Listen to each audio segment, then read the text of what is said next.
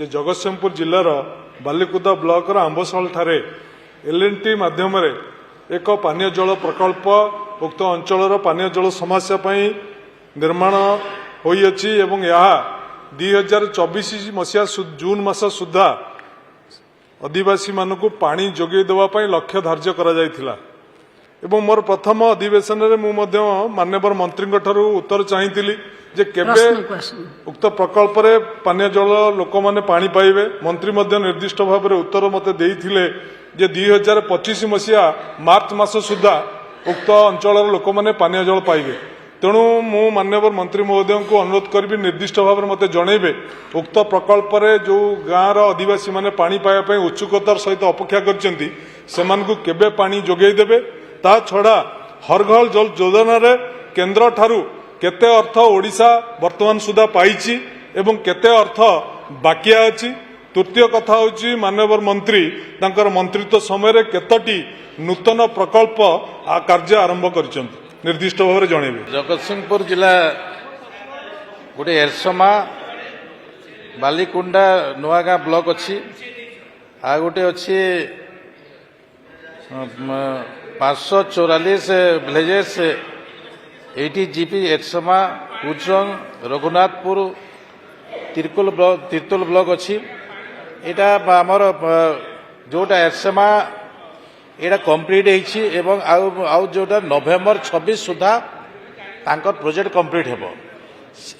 ଆମର କମ୍ପ୍ଲିଟ୍ ଏଥିପାଇଁ ଆମେ ନିର୍ଦ୍ଧାରିତ ସମୟ ଟିକେ ଏପଟ ସେପଟ ହେଉଛି 15-20 ଦିନ ଏପଟ ସେପଟ ହେଉଛି।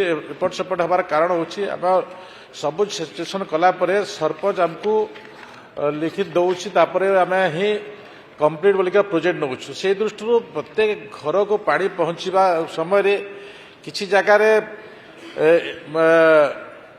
ଏପଟ ସେପଟ ଭିତରେ ରହୁଛି ଥିବା ଦୃଷ୍ଟିରୁ ଆମେ କିଛି ଦିନ ବଢ଼ି ଯାଉଛି।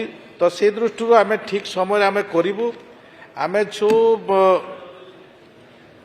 ନୂତନ ଆମେ ଯେତେ ଆମେ ସମସ୍ତଙ୍କୁ ପାଣି ଦେବୁ,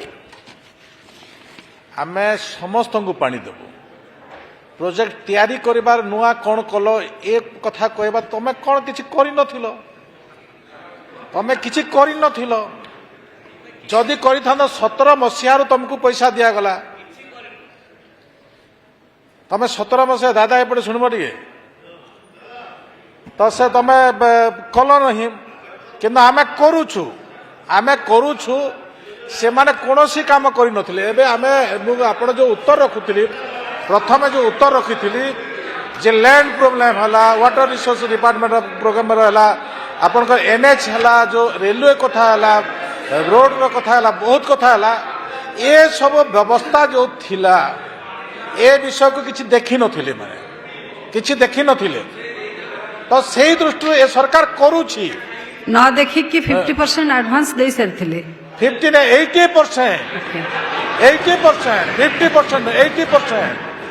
80% କିଣିଦେଲେ, ସବୁ ପଇସା ନେଇଗଲେ। ଏବେ ଆଉ ଆମେ 10% ଆମେ କରୁଛୁ। ମାନେ ସବୁ ତ ନେଇଲ, ସବୁ ମାନେ ଏତେ ସେମାନେ କ'ଣ ସେ ପାଇପ୍ ଥିଲା, ପାଇପ୍ରେ କ'ଣ ଥିଲା ଯେ ସେ ପାଇପ୍ ଗୁଡ଼ାକ ସବୁ କିଣିଦେଲେ, ଆଉ କିଛି କଲେ ନାହିଁ। ମାନେ ନା ଲ୍ୟାଣ୍ଡ ଏକ୍ୱିଜିସନ୍ କରିବା କଥା ସେଟା କଲେ, ନା ଲାଇନିଂ ସିଷ୍ଟମ କଲେ, ନା ଇଣ୍ଟାକ୍ ୱେଲ୍ କୋଉଠି ହେବ କଲେ। ମାନେ ସେ ପାଇପ୍ କେବଳ କିଣିଦେଲେ। ମାନେ ଏ ପ୍ରକାର ଲୁଟିଛନ୍ତି। ମାନେ ସେ ଦୃଷ୍ଟିରୁ ଦୁଃଖର କଥା। କିନ୍ତୁ ଆମେ ଏ ସରକାର ସଂକଳ୍ପବଦ୍ଧ, ଆମେ 2027 ସୁଦ୍ଧା ଆମେ ପାଣି ସମସ୍ତ ଘରକୁ ଆମେ ଦେବୁ।